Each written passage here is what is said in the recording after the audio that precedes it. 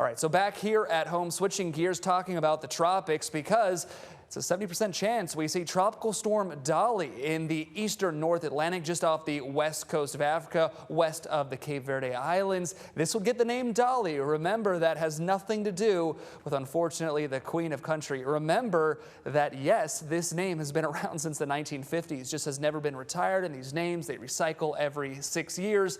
Also keep in mind, we haven't had a hurricane yet so far this year. All three named storms in the 2026 Atlantic hurricane season have been tropical storms. It doesn't look like this one will become a hurricane. Models aren't too impressed about it, but it is something to watch. No immediate threats here at home, to be very clear. Any sort of storms we do see, while it does feel tropical outside, they will be non-tropical. It's thanks to a cold front coming in from the north and west. 60s and 70s across the board. Remember, some of these storms could be on the heavy side today and especially tomorrow. We actually do have a level 1 out of 5 risk for severe weather both today and for your Friday. Right now, pretty much all clear after a few showers rolled through here in the Greensboro and Greater Triad area, back towards the north and west. Here comes that front. A whole lot of moisture along the coast. I know a lot of us, including myself, are actually headed to the beach this weekend. That last hurrah for summer before we settle into fall, which is 26 days away. Still going to feel like summer today. Highs right around average in the mid 80s as this front really slows down to a crawl and pretty much stalls over our area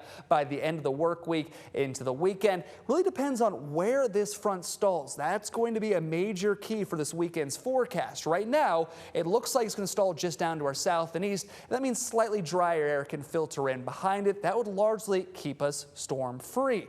Now, of course, it's not going to take much of a shift back to the north and west to keep those storms in the forecast again for Saturday and our Sunday. Regardless, though, it does look like the humidity sticks around. Maybe we see a very slight drop. You saw that little nudge down on Saturday, but overall, it's going to stay hot. It's going to stay humid, and we still could see a few pop-up storms even into the weekend, even with that front down to our south and east. But it does appear the bulk of the moisture arrives today and especially tomorrow. Remember, no washouts. It's just that classic summertime pattern where we have these storms bubbling up like bubbles in a boiling pot of water. Stop me if you've heard that before. Again, it's been nice and dry as of late. Hopefully you enjoyed that. We're back to basics today and tomorrow. Though our in-house model starts to throw out some more storms, looks like today, but especially into our Friday, maybe overnight into Saturday. Look at the time there. If you're headed out late Friday evening, it doesn't mean we're going to be completely storm-free. Just do keep that in mind.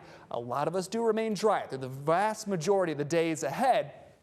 But just keep in mind, any storms that do get going, you can see some localized torrential rainfall, some gusty winds, maybe even some small hail. And again, the bulk of the rain chances arrive over the next 48 hours before we start to dry out at least a little bit in terms of rain chances this weekend. Remember, it does stay humid, and then we get boiling hot again by the start of September on Tuesday, mid to lower 90s.